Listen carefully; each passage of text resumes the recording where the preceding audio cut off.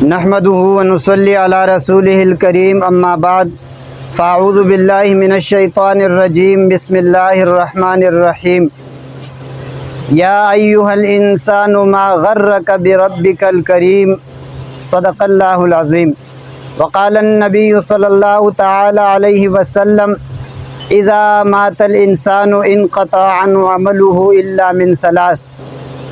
من عمل صالح أو صدقة جارية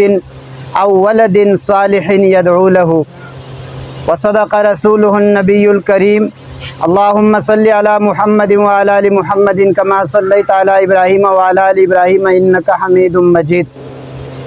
اللهم بارك على محمد وعلى آل محمد كما باركت على إبراهيم وعلى آل إبراهيم إنك حميد مجيد۔ ایک دن مرنا ہے آخر موت ہے، کر لے جو کرنا ہے آخر موت ہے۔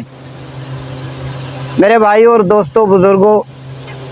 آج ہم حاجی عبدالرحیم صاحب کی اہلیہ کے تعزیت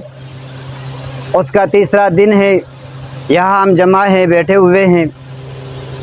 دو تین باتیں میں آپ کے سامنے آپ کے گوش گزار کر کے آپ سے اجازت لوں گا۔ یہ بیان کا وقت نہیں ہے، مختصر وقت ہے، لیکن ضروری چند گزارشات ہے۔ اکثر علماء کرام ہمیں مختلف جگہوں پر فرماتے رہتے ہیں، لیکن عملی طور پر ہم بہت کمزور ہو چکے ہیں یا غافل ہو چکے ہیں، ان باتوں پر ہمارے معاشرے میں عمل نہیں ہو رہا۔ خاص کر یہ جو غم کا مسئلہ ہوتا ہے، جس پر اللہ کی طرف سے فوتگی آ جائے، جس کا والد فوت ہو جاتا ہے، والدہ فوت ہوتی ہے، زوجہ فوت ہوتی ہے، یا شوہر فوت ہوتا ہے، یا بھائی فوت ہوتا ہے، بہن فوت ہوتی ہے، جو بھی مسلمان بالغ جس گھر میں فوت ہو جائے تو اس غمزدہ خاندان کے احکامات کیا ہے شریعت میں۔ اما عائشہ صدیقہ رضی اللہ عنہا کی روایت ہے صحیح بخاری اور مسلم میں کہ حضرت جعفر رضی اللہ عنہ جو آپ صلی اللہ علیہ وسلم کے چچا تھے، فرمایا ان کی بیوی فوت ہو گئی۔ اما عائشہ رضی اللہ عنہ فرماتی ہے رسول اللہ صلی اللہ علیہ وسلم نے اپنے صحابہ سے فرمایا حضرت جعفر اور اس کے خاندان کی خدمت کرو، 3 دن تک ان کو صبح و شام کھانا کھلاؤ، کیونکہ یہ غمزدہ خاندان ہے، ان پر پریشانی آئی ہوئی ہے، یہ مصیبت کی گھڑی میں ہے، اور ہر مصیبت کی گھڑی میں اپنے مسلمان بھائی کی مدد کرنا یہ باقی رشتہ داروں کے لیے، دوستوں کے لیے، جاننے والوں کے لیے ضروری ہوتا ہے۔ تو فرمائے ان کا اکرام کرو، ان کی خدمت کرو، یہ اپنے غم اور مصیبت کی گھڑی میں مشغول ہوں گے، لہٰذا ان کے لیے کھانا پینا یہ تیار کرنا مشکل ہوگا، تم ان کی خدمت کر لو۔ یہاں سے فقہاء نے مسئلہ نکالا ہے کہ 3 دن تک میت کے گھر سے کچھ بھی چیز پکا کے مہمانوں کو نہ دیا جائے، بلکہ میت کے جتنے بھی ورثاء ہوتے ہیں، وہ جو دوست ہوتے ہیں، رشتہ دار ہوتے ہیں، ان کو چاہیے کہ وہ میت کے جو گھر کے خاندان کے لوگ ہیں، خصوصاً جن پر غم آئی ہوئی ہے، اس غم اور مصیبت کی گھڑی میں ان کو کھانا پکا کے کھانا کھلائے۔ باہر سے جو لوگ آتے ہیں وہ اس نیت سے نہ بیٹھے کہ ہم یہاں کھانا کھا کے جائیں گے، بلکہ وہ اپنے کھانے کی خود بندوبست کر لے۔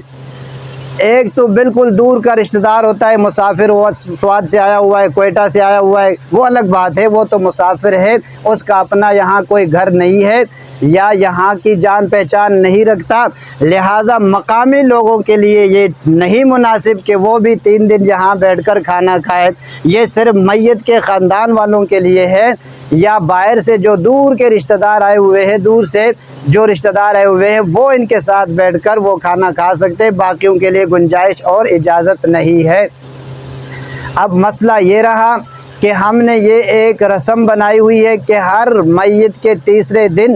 باقاعدہ اجتماعی طور پر دعا کے لیے جمع ہوتے ہیں، اور اسی میت کے گھر میں دیگیں پکائی جاتی ہے، ان کے لیے پھل فروٹ کا انتظام ہوتا ہے، اور اس کو باقاعدہ طور پر کچھ لوگوں نے تو اتنا ضروری سمجھا ہوا ہے کہ یہ جس نے نہیں کیا تو ناک کٹ جائے گی معاشرے میں، آج ہم اس چیز کی ڈر کی وجہ سے یہ نہیں سوچتے کہ بھئی یہاں اللہ کا حکم کیا ہے، پیارے آقا کریم صلی اللہ علیہ وسلم کا سنت عمل کیا ہے، لیکن صرف اس نیت سے عمل کرتے کبھی معاشرے میں ناک کٹ جائے گی، کسی کو منہ دکھانے کے قابل نہیں رہیں گے کہ اس نے تیجے پر کچھ نہیں دیا۔ یہ تیجا 7واں سال، اس کا کوئی ثبوت نہیں، کسی بھی مسلک کے عالم کو لے آؤ وہ یہ کہے گا اس کا کوئی شرعی ثبوت نہیں ہے۔ ہاں ہم ثواب بھی مانتے ہیں، ایصالی ثواب بھی مانتے ہیں۔ علماء اہل سنت والجماعت،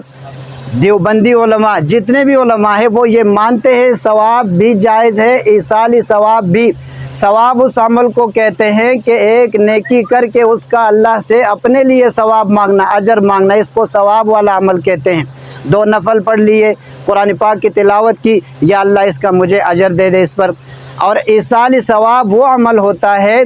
2-4 نوافل پڑھ لیے، قرآن پاک کی تلاوت کی، یا اسی طرح اور تسبیحات پڑھ لیے، یا کچھ صدقہ دیا، یا اللہ اس کا ثواب میرے فلاں مرحوم رشتہ دار، میرے والد یا والدہ کے حق میں پہنچا دے۔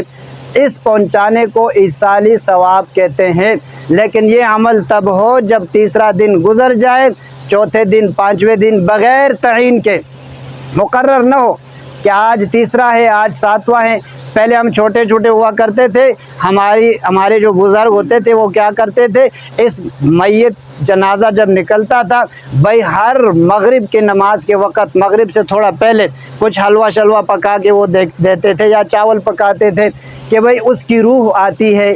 یہ یاد رکھے روح کبھی بھی جب ایک دفعہ جسم سے نکل جائے دنیا کی طرف واپس لوٹ کر اس کا آنا نہیں ہے۔